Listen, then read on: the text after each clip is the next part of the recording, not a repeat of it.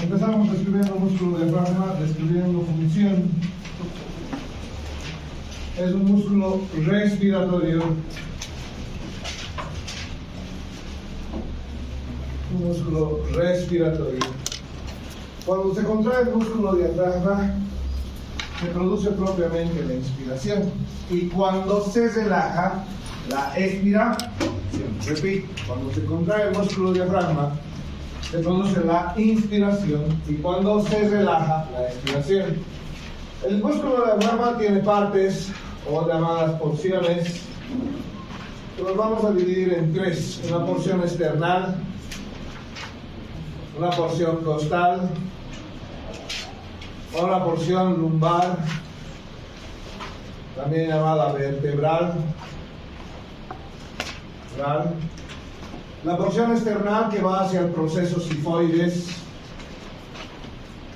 la porción costal que va a las 6 últimas costillas y cartílagos. 6 últimas costillas y cartílagos. La porción lumbar que va desde L1 hasta L4. Desde L1 y hasta L4. En la primera parte, cuando habla de esta porción lumbar, Kenwood dice de L1 a L3. Vamos a corregir eso. ¿Por qué estamos poniendo L4? Por esta característica que se presenta justamente en la porción lumbar. Se llaman los pilares. El músculo diafragma va y se inserta en los pilares, se inserta en los cuerpos vertebrales de L1, L2, L3 y hasta L4. ¿Cuál de los músculos va a ser lo siguiente? Miren, este es el pilar derecho del músculo diafragma. Repito, entonces tenemos dos pilares, uno derecho y otro izquierdo. El derecho hace lo siguiente: agarra los cuerpos vertebrales, dice, de L3 hasta L4. El pilar derecho va y termina en L3 y a veces hasta L4. El pilar izquierdo este es más ancho, por si acaso. El derecho es más ancho. El pilar izquierdo es más estrecho. Miren la diferencia entre los pilares. Y abarca solamente entre L2 y L3. A veces solo llega hasta L2 y algunas veces llega hasta L3. Y el pilar izquierdo es más estrecho. El pilar izquierdo es más estrecho. Derecho más ancho, izquierdo más estrecho. ¿Estamos claros? Kenwood me dice, los pilares ya constituyen el punto de origen del músculo diafragma, pero no son el único punto de origen que tiene. ¿Bien? ¿Qué otra estructura más está como punto de origen? Se llaman los ligamentos arqueados. Voy a tener dos ligamentos arqueados. Uno va a ser medial y otro va a ser lateral. Repito, voy a tener ligamentos arqueados, mediales y laterales. Si yo veo el diagrama de esta manera, quiero que entiendan que a este lado se forma un ligamento arqueado medial y a su ladito otro ligamento arqueado lateral. Repito, a este lado el ligamento arqueado medial y a este otro lado el arqueado lateral. Entonces, el medial, que lo voy a poner con azul también acá, medial. ¿Qué es el ligamento arqueado medial? Es un engrosamiento de la aponeurosis del músculo cuadrado lumbar. El medial es un engrosamiento de un músculo. Acá el psoas, perdón. Y el lateral, ahora sí recién, el engrosamiento del músculo cuadrado lumbar. Muy bien. Tengo el medial como el engrosamiento del psoas, pero ¿qué parte del psoas? La fascia que recubre al psoas. ¿Y qué parte del cuadrado lumbar? La fascia que recubre al cuadrado lumbar. Repito entonces, el diafragma se origina en dos pilares, derecho e izquierdo. A ambos lados se presentan dos ligamentos. Arqueado medial, se llama medial porque está más cerca a la línea media. Y tengo ligamentos arqueados laterales que se encuentran alejados de la línea media. El medial representa el engrosamiento de la fascia de un músculo, el medial, de la fascia del músculo psoas. El ligamento arqueado lateral representa el engrosamiento de otra fascia, de otro músculo, el lateral. Acá recién viene el cuadrado lumbar. Entonces ya tengo de dónde viene el origen del músculo diafragma, pilares y ligamentos.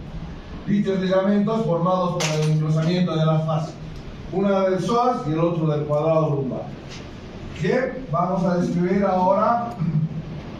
Se llaman orificios e hiatos.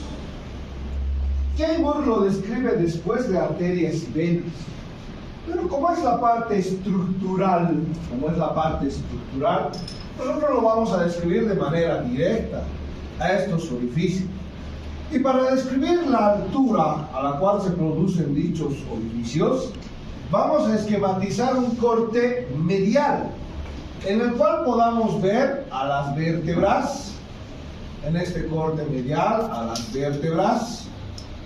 Vamos a tener acá T7, T8, T9, T10, T11 y T12. Y vamos a esquematizar la forma del músculo diafragma. Miren lo que hace el músculo diafragma. Miren lo que hace y cómo alcanza su cúpula, este músculo diafragma. Digo, vamos a ver orificios e hiatos. El primer orificio que vamos a ver, el orificio de la vena cava inferior. Número 1. Orificio de la vena cava inferior. En la parte anterior al diafragma, en un corte sagital, ¿qué creen que es esto? ¿El esterno? Esternón por delante, diafragma, vértebras por la parte posterior. Repito, ¿qué tenemos acá? El orificio de la cava inferior. Si esquematizamos una línea, ¿dónde va a estar dicho orificio? Entre T8 y T9, justo en el disco articular. Entre T8 y T9. Estamos con el orificio de la vena cava inferior, entre T8 y T9. ¿Qué pasa por el orificio de la vena cava inferior? Por este orificio pasa, obviamente, la vena cava inferior. Pero no pasa solo. Pasa con fibras nerviosas, dice, del nervio frénico derecho. Fibras nerviosas del nervio frénico, fibras del nervio frénico del lado derecho. Además, pasan vasos linfáticos. Entonces, voy a tener por el orificio de la vena cava inferior, no solo está pasando la cava inferior, es un orificio que está dando paso para otras estructuras, vasos linfáticos, la rama derecha del nervio frénico, algunos milectos. Vamos con otro orificio. El número 2 va a ser el hiato esofágico. Entonces, en el diafragma voy a tener otra estructura que va a atravesar la parte de mediastino y se va a dirigir hacia el abdomen, que va a ser el esófago, hiato esofágico. Ahí está el hiato esofágico. ¿Qué va a pasar? ¿Se acuerdan cuando han hecho su trabajo de hernias? Han encontrado una hernia, se llamaba hernia hiatal. Y esa hernia se produce justamente a este nivel del músculo diafragma. Imagínense que el orificio sea más grande, que no solamente sea pequeño. ¿Va a venir el estómago o no va a venir hacia el tórax? Va a venir. Y a eso se llama hernia hiatal, por un defecto en la formación del músculo diafragma. Entonces, repito, acá que tenemos el hiato esofágico. ¿Qué pasa por el hiato esofágico? ¿Pasa o no pasa esófago? Pasa el esófago. ¿Qué más pasa además del esófago? Mis nervios vagos, derecho e izquierdo, ¿pasan o no pasan por acá? Mis nervios vagos. ¿De qué lado? Lado derecho y lado izquierdo. Mis dos vagos pasan. Recuerden que el vago izquierdo se hace anterior y el vago derecho se hace posterior. Pero atravesando ¿qué? El músculo diafragma. Tengo otro orificio. Esta vez a la altura de T2. Se va a llamar el 3. Este es el 3. Hiato aórtico. Hiato aórtico. Entonces en tórax tengo la aorta torácica o descendente. Estamos con la aorta torácica o descendente. Atraviesa este orificio y ¿qué se llama después? Se llama aorta abdominal. Acá se llamaba aorta torácica o descendente. Entonces tengo el hiato aórtico. ¿Qué más pasa por el hiato aórtico? ¿O qué estructura pasa por el orificio? Pasa la aorta como tal, pasa la aorta, más el conducto torácico. El conducto torácico. ¿Estamos claros hasta acá? ¿Recuerdan los nervios esplásmicos? ¿Sí? En tórax, sistema simpático, mayor, menor e imo. ¿Dónde se originaban? Entre T5 y T9 el mayor, entre T10, T11 el menor y T12 el imo. Pero esos están en tórax o no están en tórax. Y tendrán que ir desde tórax hasta abdomen. ¿Y por dónde van? Dice. Entonces van atravesando los pilares del diafragma. Entonces algo para mencionar, los nervios esplásmicos atraviesan los pilares del músculo diafragma. Los pilares del músculo diafragma. Hasta acá hemos entendido cómo pasan estructuras de tórax a abdomen, ¿sí? El esófago, vago, la vena cava, incluso el nervio frénico. Sigamos. ¿Qué más necesito describir del músculo diafragma? Es una estructura que tiene bastante vascularización. Entonces voy a describir vascularización en dos partes. Uno, en la vascularización en el tórax y otra vascularización en el abdomen. En el tórax, ¿qué quiere decir? Van a venir vasos. ¿Recuerdan una arteria que está pegada al esternón? ¿Qué arteria creen que es esta? Torácica interna o mamaria.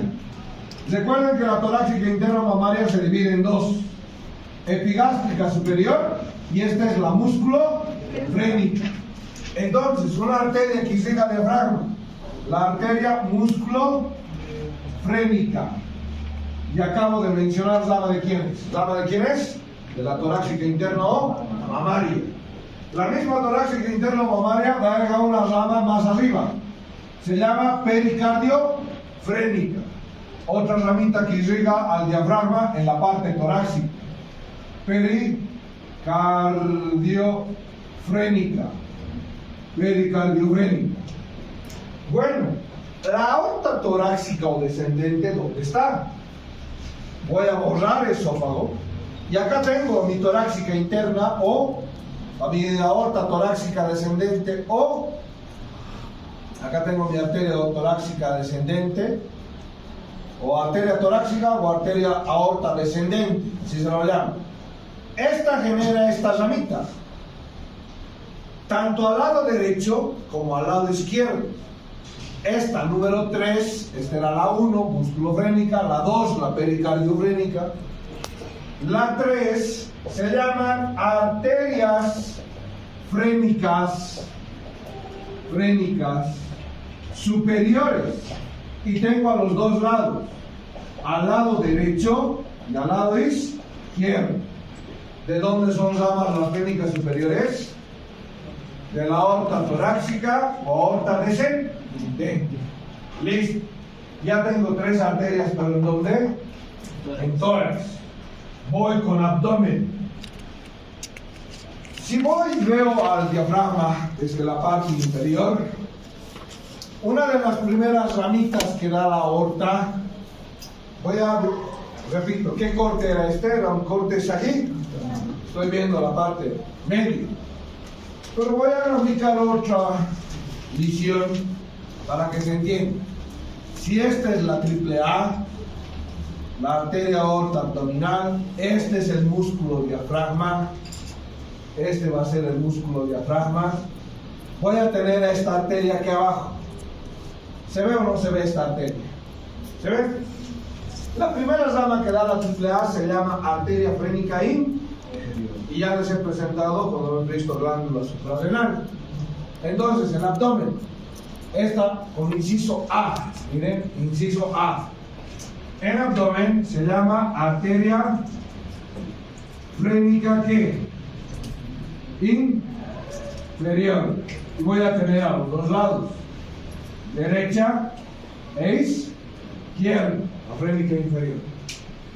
Listo. Además de arterias, ¿qué voy a mencionar ahora?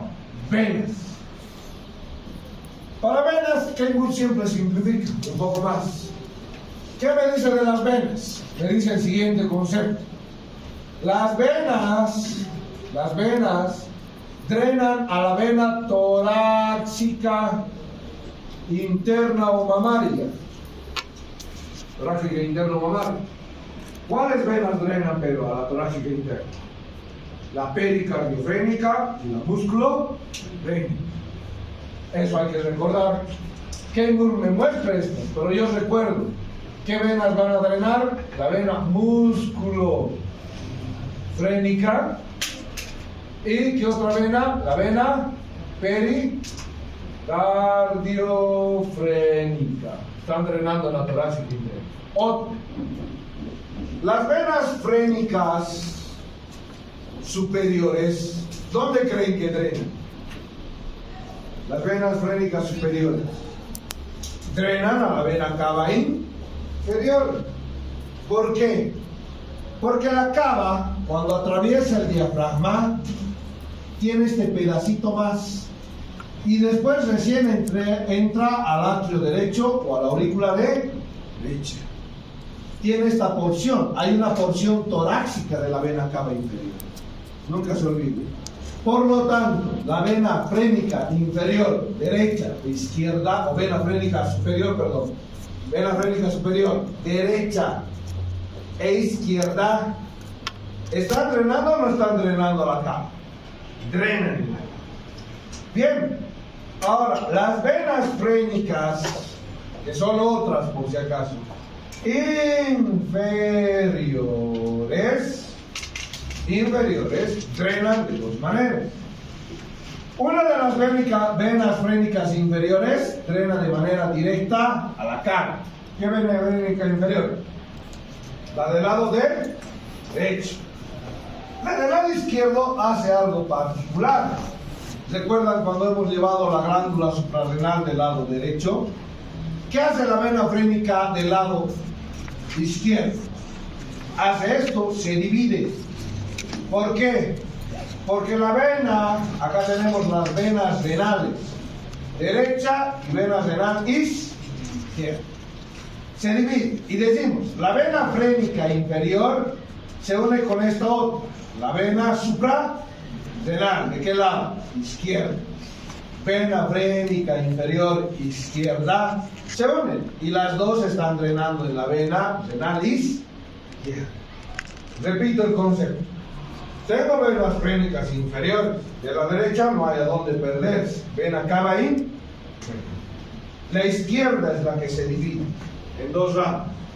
Una de esas ramas más la vena supra ¿qué? Renal, del lado izquierdo, ambas venitas, frénica inferior izquierda más suprarrenal izquierda, ¿dónde ven? En la vena renal izquierda, vena renal izquierda. Ya tengo arterias, ya tengo venas, nódulos linfáticos. ¿A qué nódulos linfáticos se dirige todo lo del diafragma? Nódulos paraesternales y nódulos celíacos. Nódulos linfáticos. ¿Nódulos linfáticos qué?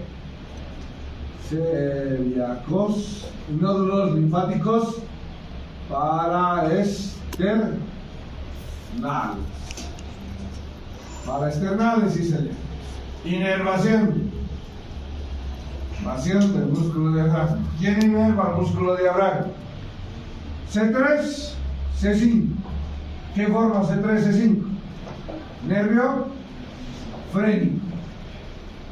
Derecho, izquierdo, por si acaso. ¿Recuerdan que en cuello hemos llevado al frénico? ¿Dónde estaba el frénico? ¿Dónde ubicamos el cuello?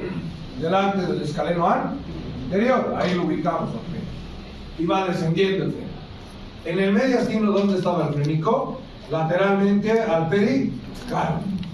En el pericardio en este sentido y en el pericardio en este sentido. Iba por los lados laterales del pericardio hasta llegar al diafragma. Es el que da la inervación motora y sensitiva. Hay algo interesante, se llama dolor referido. ¿Recuerdan que nos hemos hecho buscar el punto de Murphy, no? La vesícula cuando está inflamada se apoya, cuando está inflamada, irrita al músculo diafragma, porque en realidad el músculo diafragma viene y está cubriendo al hígado y también parte de la vesícula. Si el diafragma está inervado por el frénico, y justo el frénico se origina en C3, C4, C5, entonces cuando la vesícula le irrita, el dolor primero va a ser acá. Y luego puede haber dolor en la región del cuello. ¿Por qué? Se llama dolor referido. ¿Quién está inervando al diafragma? Frénico. Si le irritan al frénico, su lado derecho, entonces el frénico va a reportar el dolor a su punto de origen. Y su punto de origen es C3, C4 y C5. Muchas veces pacientes con colelitiasis, colangitis, no solo tienen dolor en el hipocondrio derecho, también en el cuello. ¿Estamos?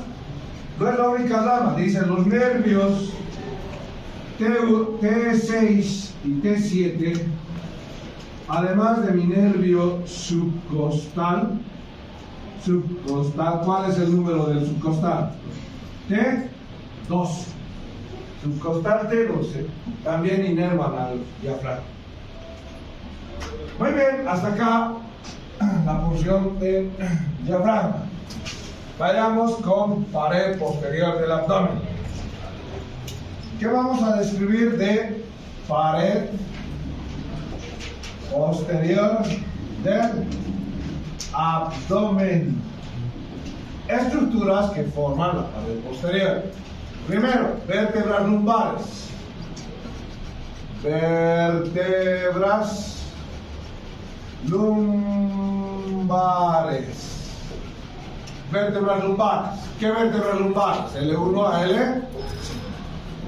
Dichos detalles anatómicos, dice Keinburg, de L1 a L5, serán llevados en la región de dorso. ¿Sí? Todavía no hemos llevado dorso. Bien, sigamos entonces. ¿Qué otra estructura? Una lista de músculos. ¿Qué músculos forman la pared posterior? Empecé. El psoas mayor, el músculo cuadrado lumbar,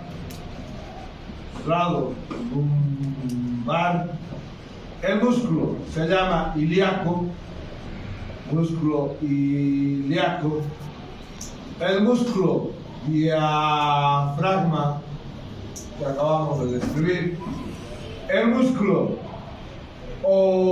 oblicuos, los músculos oblicuos. ¿Qué oblicuos? Externo e interno.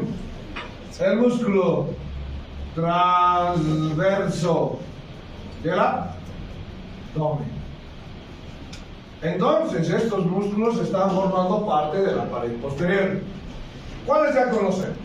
Diafragma, hemos escrito origen. Oblicuo, también origen. Transverso del abdomen, también origen e inserción. ¿Cuáles nos faltan? Psoas mayor, donde vamos a describir inserción proximal, inserción distal, inervación y función. Eso es lo básico para músculo. ¿Qué digo del psoas mayor? ¿Dónde se origina? Dice que agarra los procesos transversos y cuerpos. ¿De qué vértebras? De las vértebras T12 a L5. Inserción proximal del psoas. Agarra el proceso transverso y cuerpos de las vértebras T12 a L5. Inserción distal en el trocánter menor del fémur. Trocánter menor del fémur. ¿Quién le inerva o quién le da inervación? Mencionamos L1, L2, L3. ¿Cuál es la función del psoas? Tiene dos funciones. Una primera función se llama flexión de la cadera y otra función se llama flexión del tronco. Por eso tiene dos puntos de inserción, proximal y distal. Los dos puntos son móviles. Esta es la flexión de la cadera y esta es la flexión del tronco. ¿Estamos? Muy bien, cuando agarra un punto como su inserción proximal, realizará flexión de la cadera. Cuando agarra la inserción distal para el movimiento, realizará flexión del tronco. ¿Qué van a buscar? Se llama justamente signo del psoas. Hay un signo para apendicitis y justo se llama signo del psoas. Van a buscar cómo se hace el signo del psoas, por si acaso. Algunos les voy y les pregunto, signo de Cullen, ¿cómo es? Ni siquiera han visto el signo de Cullen. El trabajo no es para mí, para ustedes. ¿Sí? Bien, entonces ahí está, signo de psoas. Busquen cómo se hace. Cuadrado lumbar.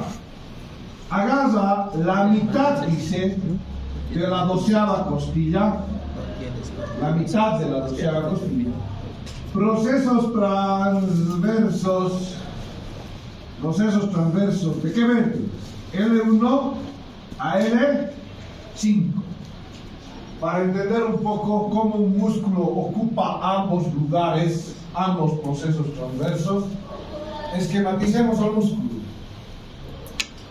Tenemos T12, L1, L2, L3, L4 y L5. A ambos lados existen sus procesos transversos. Estos son los procesos transversos de T12, L5.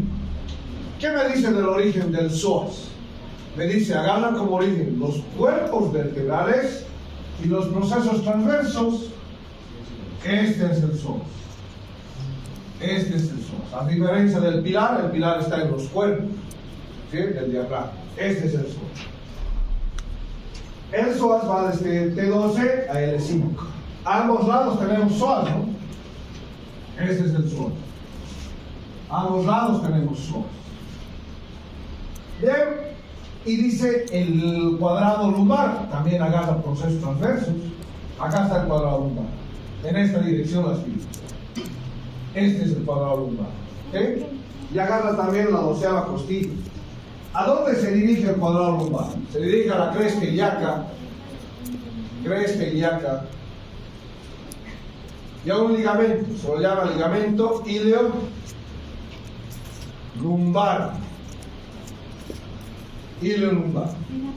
¿Quién inerva al cuadrado lumbar? Mencionamos las ramitas L1 a L4. L1 a L4 para el cuadrado lumbar. Por último, describamos al músculo ilíaco. ¿Pero qué hace el cuadrado lumbar? ¿Qué creen que hace? si está a estos lados, el cuadrado lumbar, tanto a ese lado en el lado derecho y este lado en el lado izquierdo, formando parte de la pared posterior. Este permite flexión lateral del tronco. Recuerden que esto es un tipo particular de abducción. Ahí está, flexión lateral del tronco. Flexión lateral del tronco. Flexión lateral del tronco. El ilíaco. Fosa ilíaca. Fosa ilíaca. ¿Y a dónde se dirige? Al trocánter menor del fémur. Fosa ilíaca, trocánter menor del fémur. ¿Quién le da inervación al ilíaco? Mi nervio femoral. Nervio femoral. ¿Qué función tiene? Flexión de la cadera. Repito, músculo ilíaco, fosa ilíaca, se dirige de la misma manera al trocánter menor, inervado por el nervio femoral, y también realiza flexión de la cadera. En mucha literatura por eso se menciona. Los dos músculos van al trocánter menor de estos tres. Va el psoas y va el ilíaco. Por eso en mucha literatura se lo llamaba iliopsoas. Así se lo llamaba músculo. ¿Sí? Iliopsoas. ¿Por qué? Porque van al mismo punto de inserción distal. Listo, ya tengo músculos. Después de describir músculos, voy a mencionar, después de describir músculos, el plexo lumbar. Mencionamos plexo lumbar. Plexo lumbar. ¿Y qué mencionamos de plexo lumbar? Nervios. Voy a tener al nervio femoral, formado por L2 y L4. ¿Qué describo del nervio femoral? Trayecto. Algo para poder encontrar en la pieza anatómica. Me interesa el trayecto. Ya sé que se forma por las raíces de L2 y L4, pero lo que necesito saber es en qué posición está esto que se llama nervio femoral. L3, L4 y acá L5. Esquematizo otra vez procesos transversos y vuelvo a esquematizar al músculo que hace un momento habíamos graficado. ¿Qué músculo era este? Psoas. Ahora quiero que entiendan dónde encuentro al nervio femoral. El nervio femoral, dice, se encuentra lateralmente al psoas. Por lo tanto, ¿dónde lo voy a dibujar? Si digo lateral al psoas, va a venir aquí. Ahí se encuentra el nervio femoral. ¿Estamos claros? Entonces anoto del nervio femoral. ¿Dónde se encuentra? Lateralmente aquí, al músculo psoas. Listo. Encuentro el nervio femoral. Otro nervio. Se lo llama nervio obturador. ¿Dónde encuentro el obturador? También formado por L2 y L4. El obturador lo encuentro en el borde medial del psoas. Y si digo L2, acá está. Veo al psoas. Lo primero que tengo que hacer es encontrar al psoas. Voy a poder encontrar al femoral. Y acá voy a encontrar a la obturador. ¿Estamos claros? Muy bien. Otro nervio. Voy a describir al nervio génito femoral. Nervio génito femoral. L1, L2. ¿Qué digo del génito femoral? ¿Recuerdan al corajito, el coraco braquial? ¿Quién lo perforaba?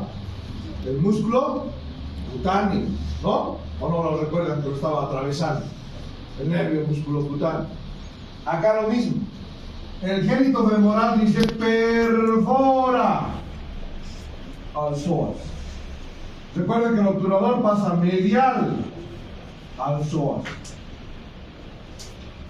Medial al psoas. Y este perfora. Si yo encuentro un nervio que esté perforando al psoas, un nervio que esté perforando y atravesando el psoas, ¿qué nervio será? El génito femoral. ¿Está claro cómo lo vamos a encontrar? ¿Sí? No se me duerme todavía, no se me duerme. Bien, sigamos. Tengo otro nervio. Menciono el nervio cutáneo femoral.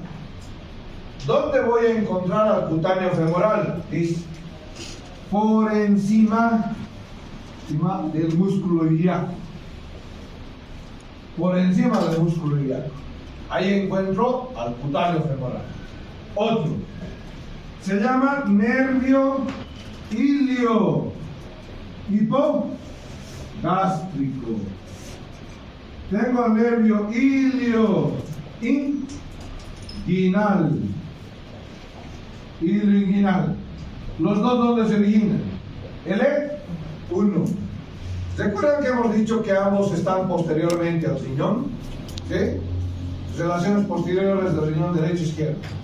Ilio inguinal, ilio hipogástrico. El músculo cuadrado lumbar también estaba posterior, el diafragma, el psoas. Eran las relaciones posteriores de los riñones. ¿Qué digo del ilio inguinal e ilio hipogástrico? Por si acaso, mañana avanzamos algo más de pelvis. Y el día lunes o martes tenemos teórica, ¿no? Martes examen escrito. ¿Sí? Ya han pasado 2 semanas del primer. Ilio inguinal, ilio hipogástrico. ¿Qué característica del ilio inguinal y del ilio hipogástrico? Digo, hasta ahora hemos dado un examen en un mes, como digo que no han pasado 2 semanas. Hombre, que ya han pasado 2. Entonces, ¿dónde lo encuentro? Dice, van por encima de la cresta ilíaca.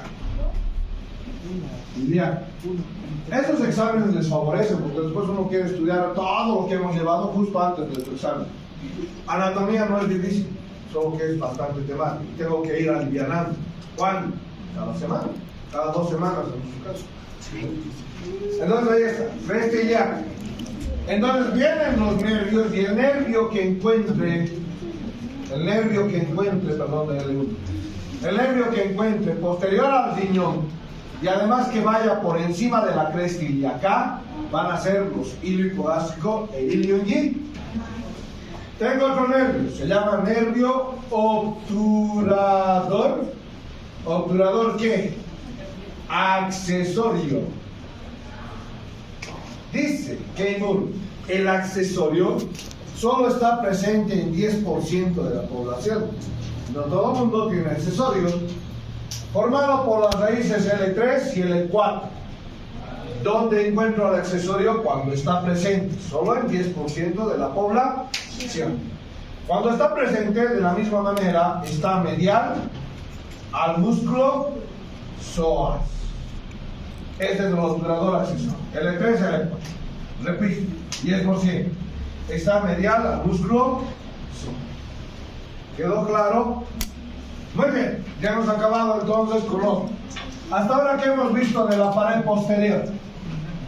Hemos visto vértebras, o hemos citado vértebras, no hemos descrito. Hemos descrito los músculos. Acabamos de describir el plexo lumbar. Mencionemos fascias. Tenemos una fascia en la pared posterior, se llama tóraco lumbar. La fascia tóraco lumbar. ¿Recuerdan la vaina de los restos, no? Está formada por la aponeurosis del oblicuo externo, del oblicuo interno y del transverso de la. No. Ahora hacia atrás hay una misma envoltura, hay una aponeurosis que va a formar la fascia tóraco-lumbar. Esta se divide en anterior, media y posterior. Para simplificar, esta recubren los músculos erectores de la columna. Estas se cubren los músculos erectores de la columna. Y las vamos a llevar en 2. Y en la parte anterior cubre al músculo cuadrado lumbar. Cubre al músculo cuadrado lumbar. Miren entonces como fascias de la pared posterior. Vértebra, músculo, plexo lumbar, y una fascia. Una fascia que digo en su hoja anterior cubre el músculo cuadrado lumbar y que voy a profundizar la parte media y posterior cuando lleve erectores de la columna. Y eso va a ser en dorso. Sigamos. Arteria. ¿Qué arteria tenemos en la pared posterior o en la parte posterior? Tengo a mi triple A, la aorta abdominal. Hablemos de algunos detalles que me dicen de la aorta abdominal. Primero, ¿cuánto mide la aorta? Tiene una longitud de 13 centímetros. ¿Cuál es el diámetro? Esto es longitud. ¿Cuál es el diámetro de la aorta? 2 centímetros. ¿Dónde inicia la aorta? Si han estado atentos en diafragma, por un sello. ¿Dónde inicia? Ya todo. ¿A qué altura? No me sirve. No me sirve.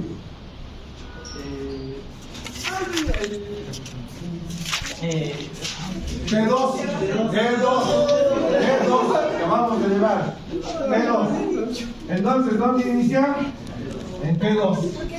¿Dónde termina? En L4. Están como zombies. Inicia en T12 y termina en L4. Estamos con esas características de la aorta. ¿Sí? Vamos a hacer un esquema de la aorta y vamos a recopilar lo que dice su cuadro con cada una de las ramas de la arteria aórtica. Vamos a recopilar lo que dice su cuadro con cada una de las ramas que dice su libro. Esta es la arteria aorta abdominal. ¿Qué es esto? Músculo diafragma. Está muy inclinado ese lado porque esto está apoyado a la izquierda. Ahora sí. Tiene más sentido. Muy bien. Si esta dice que llega a la altura de L4, en L4 se divide en dos ramas. Estas son la ilíaca común. ¿De qué lado? Derecha. Y la ilíaca común izquierda. Esto, L4. ¿A qué altura inicia? A la altura de T12. La primera rama mencionada. Miren esta ramita. Número 1. Entonces coloco número 1. Se llama arteria frénica inferior. Número 1, arteria frénica inferior. No se olviden que hay derecha y hay izquierda. Para evitar de mencionarnos si hay derecha o izquierda, Keimur dice, hagamos una categorización de las ramas del aorta. Digamos si son pares o impares, viscerales o parietales. ¿Estamos? Muy bien, entonces, la frénica, ¿qué es? ¿Par o impar? Par. Visceral o parietal. Visceral, que va a una vista. Ahora repito, la frénica es visceral o parietal. Parietal. Va a la pared superior de la cavidad abdominal. Parietal. ¿Estamos entendiendo? No va a una víscera como tal. El diafragma no es un órgano, sí, un músculo. Sigamos descendiendo. Número 2. Tengo esta. Número 2. Se llaman arterias suprarrenales medias. Suprarrenal media. Por un sello. ¿De quién es rama la suprarrenal superior? Levantando la mano. ¿De quién es rama la suprarrenal superior? Levantando la mano. A la 1, 2, 3. De las frénicas inferiores. Por otro sello. ¿De quién es rama las suprarrenales inferiores? Arterias renales. Muy bien, un sello. Las suprarrenales medias, pero ¿de quién son ramas? Aorta abdominal. Sí, eso hemos llegado, eso ya no. 3. Acá la ubicamos de esta manera. No se olviden que la arteria renal del lado izquierdo es pequeña y la del lado derecho es larga. Esta es corta, la derecha es larga. 3. Arterias renales. Repito, no voy a poner las dos. ¿Par o impar? Par. Hay dos, eso es par. ¿Visceral o parietal? Visceral. Visceral, vamos, riñón. Ya estamos entendiendo la mnemotecnia. Sigamos. De la aorta abdominal, miren estas ramas. 4. Se llaman arterias testiculares u ováricas. Ováricas. En el varón, testicular. En la mujer, ovárica. ¿Par o impar? ¿Visceral o parietal? Visceral. Para una víscera, en el varón la testículo y en la mujer al ovario, son vísceras. Sigamos. Miren esta cola. Número 5. Se llama arteria sacramedia. Sacramedia. ¿Par o impar? Impar. Impar. ¿Visceral o parietal? Parietal. Parietal. No va a ninguna víscera. Ya estamos en 5. 6. AMI. ¿Qué era la AMI? Arteria mesentérica y par o impar. Impar. ¿Visceral o parietal? Visceral. Visceral, va al colon sigmoides y al colon descendente, con la cólica izquierda y sigmoidea. Vamos con otra. AMS 7. Arteria mesentérica superior. ¿Par o impar? Impar. Impar. ¿Visceral o parietal? Visceral. Visceral. No se olvide, 15 a 16 llamas ileales y leales, además del páncreas. Y por último, vamos con TC. ¿Qué es TC? Par o impar, tronco celíaco. Impar. Impar. ¿Visceral o parietal? Visceral. La esplénica para el vaso, la gástrica para el estómago, la hepática para el hígado. Tenemos las ramas, hemos entendido ese concepto. Algunas cosas son errores de imprenta en su libro y errores de traducción. Un ejemplo es la arteria subcostal. En 2 partes de su libro, el semestre pasado también les decía, la subcostal es rama de la aorta torácica o DC, y lo aclara Keimun también al empezar esta parte. Pero en este cuadro, donde dice ramas de la aorta abdominal, aparece la subcostal. Ahí el error del recuadro. Estamos aclarando el error del recuadro, que la subcostal no es rama de la aorta abdominal. ¿Es rama de quién?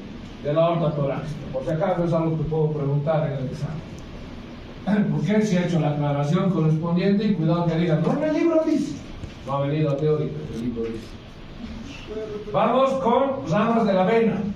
La tercera, vena cava inferior, otra estructura. Características generales. Miren cómo Keimun nos dice la cava inferior. Dice, mide 7 centímetros más que la aorta. ¿Cuánto mide la cava? No, dice, mide 7 centímetros más que la aorta. ¿Cuánto mide la aorta? 20, porque la aorta mide 3, un centímetro. 20 centímetros de longitud. Diámetro, de 3 a 4 centímetros de diámetro.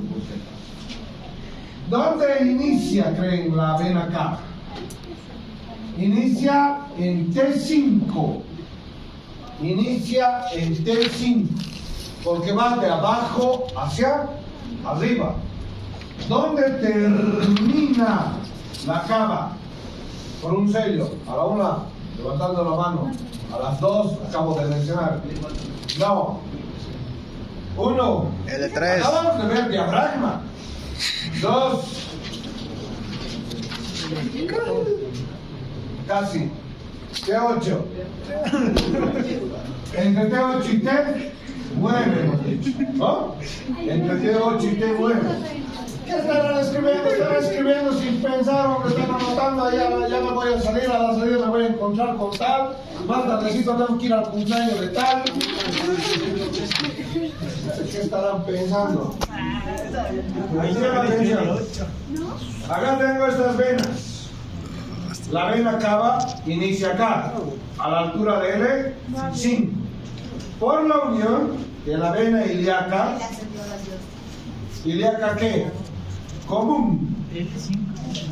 ¿De qué lado? Derecha y la izquierda.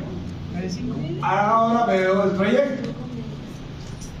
Tiene una ligera inclinación hacia el lado derecho.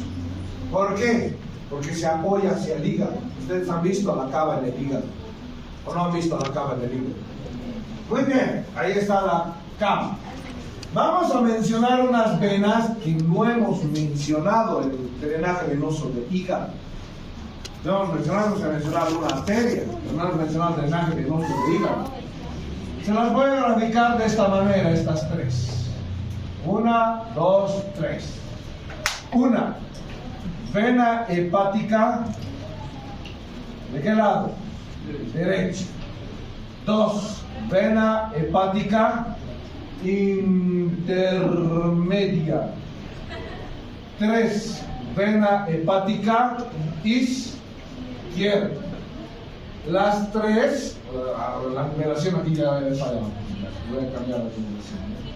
Aquí está 1, 2, 3 para que esto sea la izquierda.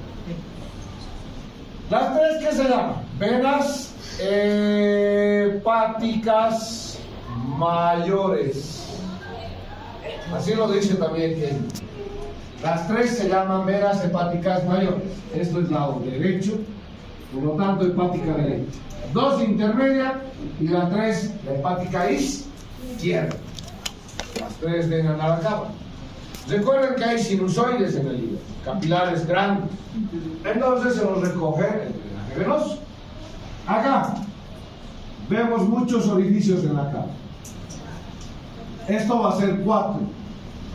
¿Qué voy a decir de 4? Venas hepáticas menores. Por si acaso, no hay en la descripción de su libro de Keimur las menores, que son muy importantes, y un error que no haya puesto Keimur. Eso sí es un error. No es error de transcripción ni nada. Hepáticas menores. ¿Cuántas? 20 hepáticas menores. Les he pasado a Henry Rubier, ¿no? Ya les he pasado he dicho. Han visto celebrar. Hepáticas menores, 20. Y ahora las 5. Acá las 5. Vena supra renal. ¿De qué lado? Del lado derecho.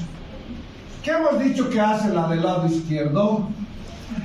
La del lado izquierdo hace algo interesante. Hemos dicho, acá están las venas renales. Vena renal, ¿de qué lado? Derecha, y acá está la izquierda. Hemos dicho, una de las frénicas se une con la vena suprarrenal. Esa es la vena frénica. ¿Qué vena frénica? Inferior.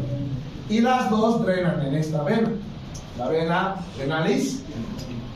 Entonces digo, para el 6, la vena suprarrenal izquierda, esto va a ser 6, más la vena frénica inferior izquierda, drenan ¿a dónde?